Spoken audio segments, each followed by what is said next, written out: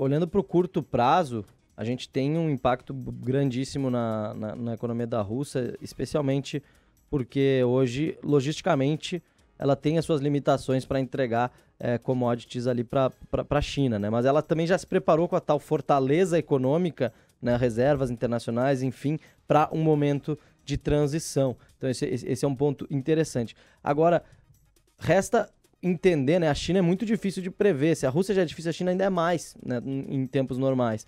Então, assim, entender o que a China pode fazer. Será que ela vai realmente ficar ao lado da Rússia oficialmente, ou ela vai oficialmente ficar neutra e por baixo dos panos continuar tendo relações comerciais com eles, né? Até que ponto uma exclusão da Rússia, por exemplo, do SWIFT, não provoca também a China, porque a China tem uma fronteira enorme com a Rússia e ela realiza transações comerciais via SWIFT com a Rússia. SWIFT, a gente está falando do sistema financeiro internacional com sede em Nova York, Estados Unidos, certo? Coração é ali.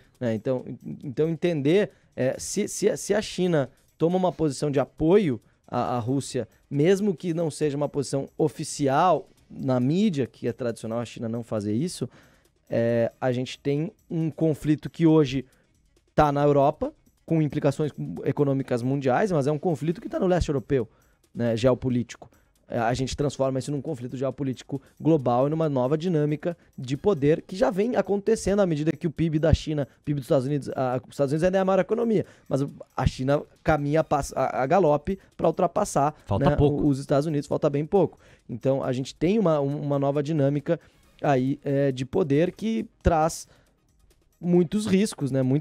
Traz uma geopolítica muitíssimo delicada, diferente de tudo que já aconteceu até hoje, justamente pela questão de, a qualquer momento, qualquer ditador maluco pode apertar um botão e tocar uma bomba nuclear. E aí? Então, mas com base no que falou ontem Joe Biden, de que as sanções encaminhadas para os russos poderão ser estendidas no caso dos países que com os russos se alinhem, um ponto que me ocorre de saída é como é que o Brasil fica nessa parada. Porque imaginando que as sanções ocidentais contaminem a China, a gente sabe que a China, o sucesso econômico... Exato. E o sucesso econômico da China impacta diretamente o sucesso econômico brasileiro. Esse é um ponto central nessa discussão atual de até onde a Rússia vai.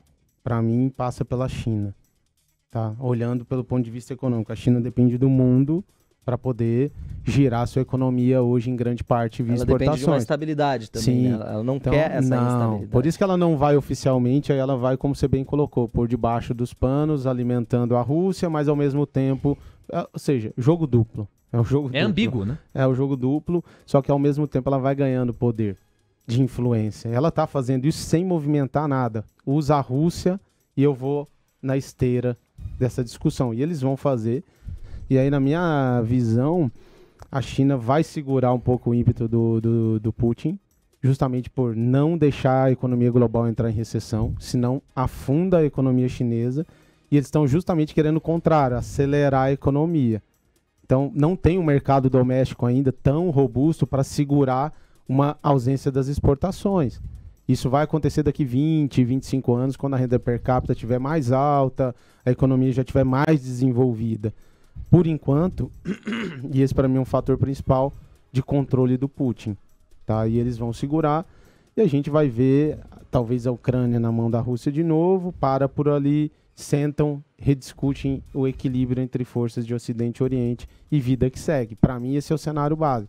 Muito ruim o que o Putin fez? Completamente. Mas foi culpa nossa do Ocidente de permitir que ele tivesse poder para fazer esse tipo de movimento. Quer dizer, o Hugo está sustentando que houve uma omissão por parte do Ocidente que pouco a pouco deu ao Putin estrada e pavimento. E vamos combinar que não é coincidência, não tem jogo de coincidência para um estrategista brilhante. Se ele usa isso para o bem ou para o mal é outra história. Mas é um estrategista brilhante o Putin. Veja só, o vácuo político que se deu na Alemanha com a saída de Angela Merkel, sempre uma referência de estabilidade. O vácuo político que se deu nos Estados Unidos com a chegada do Joe Biden. Ou seja, o Ocidente, logo na mudança de eixo dos seus principais líderes, vê lá no Oriente esse asas de fora por parte de Vladimir Putin. O tempo todo metralhado pelas mídias sociais com informações sobre o cara é exagerado, o cara briga demais, mas não é, ele está fazendo um papel dentro de um rol de negociações que às vezes demanda que ele seja assim.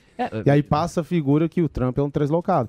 Mas quando a gente olha todos os movimentos, eu não estou defendendo o Trump, gente. Só estou fazendo uma análise.